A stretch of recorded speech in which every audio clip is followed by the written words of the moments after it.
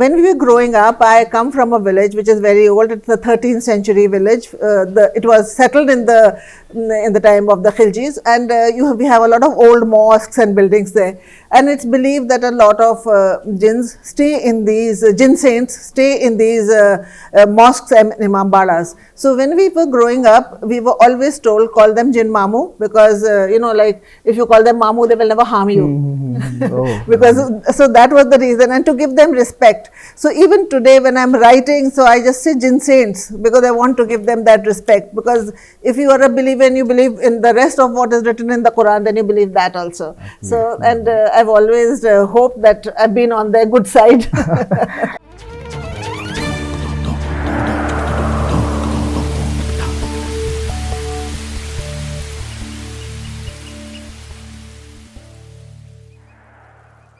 This is the Teamwork Arts Podcast's History series in collaboration with Itihāsology. Today, we are here with Rana Safvi. She is a passionate believer in India's unique civilizational legacy and pluralistic culture, which she documents through her writings, podcasts, and videos. She has also authored several books based on Indian history and has translated many works from Urdu to English. Thank you for joining me today, Rana ji. Thank you so much for inviting me. It's always a pleasure. So Rana ji, I actually wanted to start the conversation with a discussion on your work on translations.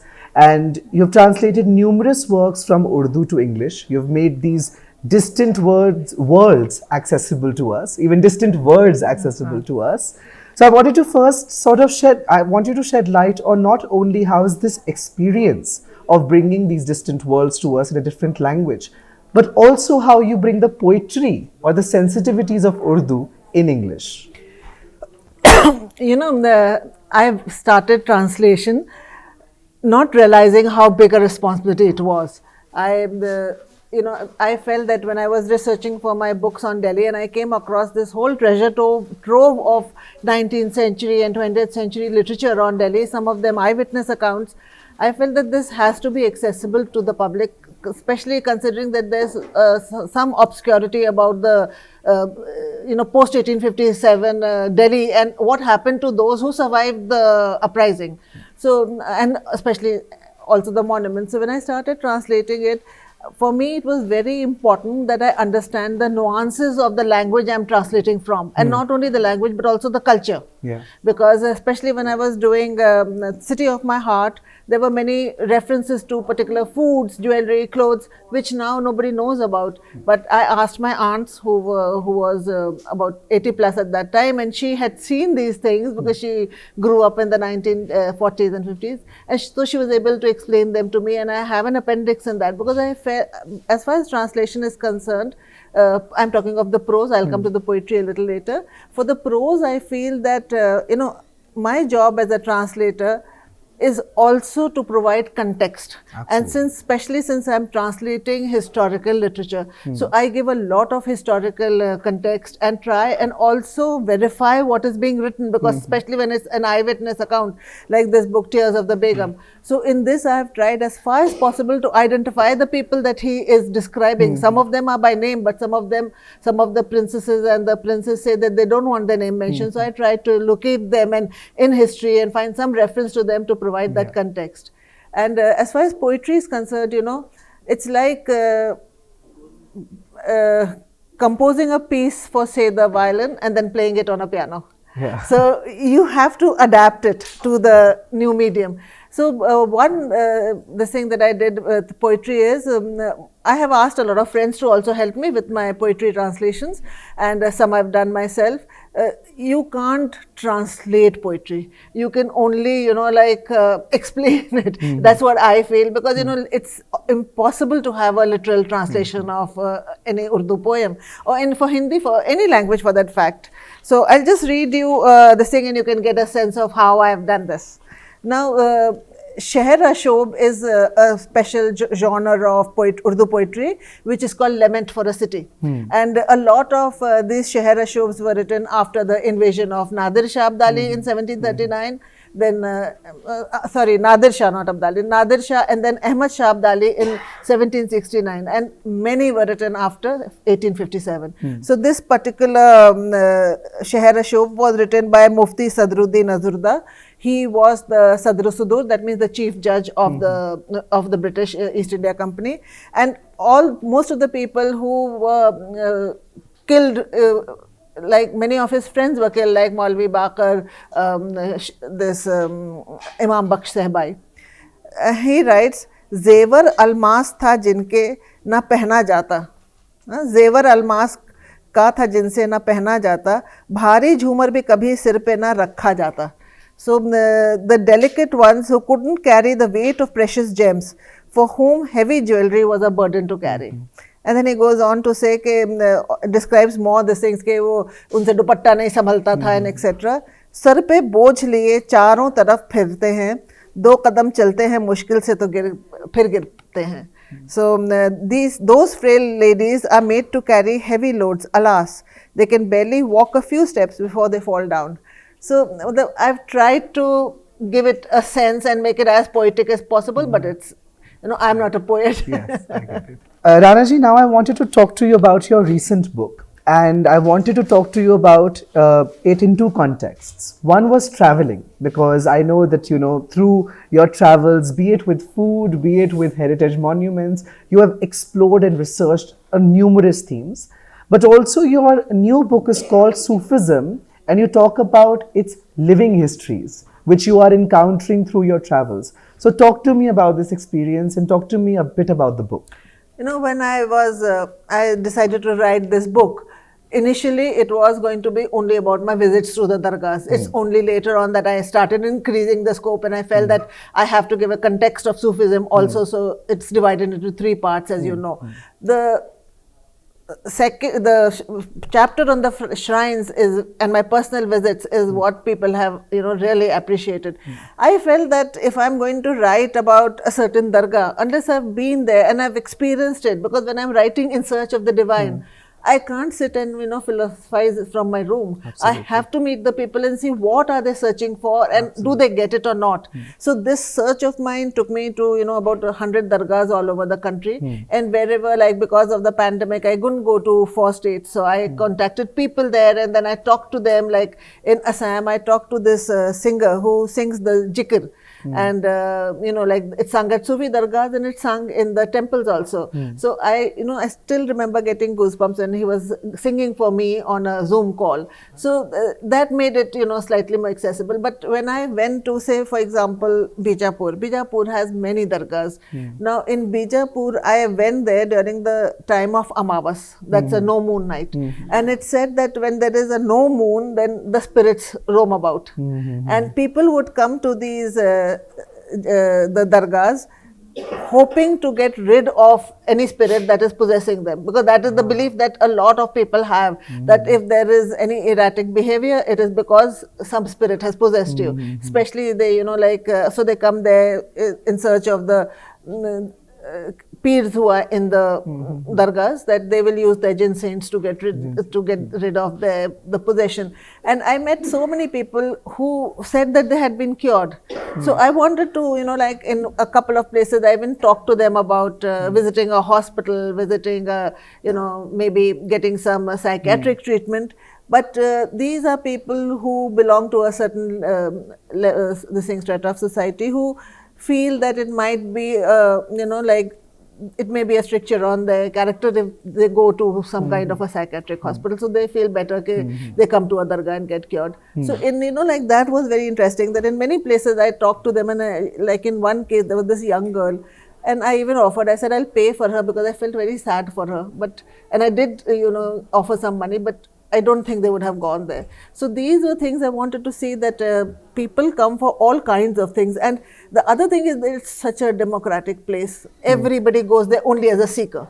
So in the dargah, so like there are particular dargahs like this, the ones in Bijapur are for possession. There are some in like Ahmedabad where people go for praying for marriage. And I even met a lady who was running a marriage bureau there. Oh. So like then in Pandua in Bengal, again there was a mehndi tree there, henna tree, and there were so many girls who were there, and their mothers who said, like if they eat a leaf of the henna, then their marriage will be done quickly, and they will be a very successful marriage. So I found these things very sweet, and like I felt that these are places where if you don't have money and you cannot, like say for example, I know that. I've heard of these marriage bureaus where they charge a lot of money. So you just come to a dargah, you eat a leaf and you are happy and you think, okay, something will happen. And obviously miracles are happening for them to be going there.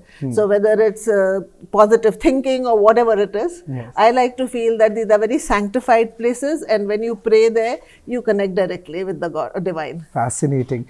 And I would like to highlight that as you said in the beginning, that you need to be there. You cannot just be grounded in your books and in your room and sort of get a sense of what's happening in these diverse geographies. Now, you shed some light on jinn saints. And, I would like to connect this both to now travel and how history is so fascinating in the way in which people interpret the past. You have talked through your videos and in your social media posts about Firoz Shah Kotla. And there these beings made of smokeless fire are jinn saints. In your book on Sufism too, you have given this entire paragraph on the types of jinns and how you grew up calling them Mamu. So talk a bit about that. The Quran mentions three kinds of creations. One are the angels who are made out of light, nur, pure light. Then there are the jinns who are made out of smokeless fire, and then there is a human being who's made out of clay. Now, the jinns being made, the angels made of light can only do right. They, like if I use today's jargon, I would say they are programmed only to do good. And they spend their whole life, thousands and thousands of years just praying. Some of them maybe in a particular, जैसे वो नमाज में होता है ना, सिजदा होता है, रुकू होता है. So some of them may have been in sajda for prostration for thousands of years, etc., etc. And like there are many jinns who have their particular angels who have their particular functions. Like Gabriel is the messenger. He is the one who carries the revelations to the prophets. The jinns are, as I said, made of smokeless fire, so their temperament is very fiery, and they are like humans. They can do good and bad. The only difference between humans and them is that they are shapeshifters, and they inhabit a world between the sky and the earth. And that they also live much longer. Yes, they live much longer. They marry, they have children, etc. But they can also stay invisible. And man, of course, we know how man and women are. So that is the thing. And when we were growing up, I come from a village which is very old. It's the 13th century village. It was settled in the time of the Khiljis, and we have a lot of old mosques and buildings there. And it's believed that a lot of jinns stay in these, jinn saints stay in these mosques and imambadas. So when we were growing up, we were always told, call them jinn mamu, because like if you call them mamu, they will never harm you. Because so that was the reason, and to give them respect. So even today when I'm writing, so I just say jinn saints, because I want to give them that respect. Because if you are a believer and you believe in the rest of what is written in the Quran, then you believe that also. So, and I've always hoped that I've been on their good side. Lovely. Now, Ranaji, you're also interested in histories of South Asian food. You document a lot of food histories on your Instagram page especially. So, I also remember you having written an article about how the culinary heritage of India has been impoverished by modernity. Yes. This was something that you've talked about. So, could you talk a bit about that? Today when any restaurant that you go to, you will be offered Mughlai food. If it's non-veg, it's Mughlai. Now, Mughlai will have cream, it will have tomatoes. The base of so many of these things, especially this chicken tikkas and all, which is a takeoff on Mughlai food. Tomatoes came into India with the Portuguese. And tomatoes were not used for a very long time. Even today in pujas and all, when the sattvic food is being cooked, no tomatoes are used in the sabzis that are made. So those people who are opening restaurants, I would say or those who are in the food business, I would say that it's very important that you read about the history of food. Absolutely. When did which particular food come in? Where is the name from? I do a lot of research on the name. That if this name, like the word say biryani, which I've done a lot of work on, there's so many, like there's always a fight between, there cannot be anything like a vegetable biryani. And I always say biryani is a technique, it's a method of layering rice and cooking. You can put anything in it. And you can put sabzis, you can put paneer, you can put meat, fish, whatever you want. And in fact, Nuskha-e-Shah Jahan, which is a Persian cookbook from the reign of Shah Jahan, talks of, there the word biryani is not there, the biryani word comes much later. It's called zere biryani, which means again layer, layered against roasted food or fried onions. And they have a paneer zere biryani. And there are 2 chapters on vegetables there, like the sags, cholai ka saag, baigan ka bhurta, aloo ka bhurta. We would never associate, like we'll never think that the Mughals ever ate vegetables. We think that they ate only meat, but they didn't. Most of them were vegetarian for a number of days in the week. Wow. So, these are things which I keep saying that when you're talking about that, and especially, like food history, just everything, as I said, the pulao. Pulao is something that is cooked in a broth. So, that is the difference between a pulao and a biryani. So, wow. And the word that you use for biryani, I would like to pick that, layers. And I think zere biryani. So explorations of be it food or whatever we see around us and our past is multi-layered. That's one of the reasons why we are also calling this series Histories, because there are so many layers that you need to peel. We have been, yesterday I was in conversation with Professor B.N. Goswami and then Dr. Lahiri, and both of them use the example of an onion to talk about food history and history, saying that you have to keep unpeeling to find out, how multi-layered it is. Now, before we close this conversation, I actually wanted to take you to the future, perhaps, and ask you about where are your travels taking you now. And I know that you've been wanting to talk a bit about Lucknow in your work. So, are we expecting any book on that? Next book, I haven't started it as yet. I'm taking a break because this last book, the book on Sufism, was very exhaustive, very exhausting, mentally and physically. So after that, I'm hoping to do something on food. Okay, lovely. And of course, because I grew up in Lucknow, so it will be Awadhi food. Oh, lovely. We are really looking forward to that. But thank you so much, Rana ji, for being in conversation with me. And thank you to all of you for joining. Hello, everybody. Thank you for watching this snippet of the Teamwork Arts Podcast's History series in collaboration with Itihāsology. If you want to watch the full episode, you can watch it on the official YouTube channel of Teamwork Arts. Thank you.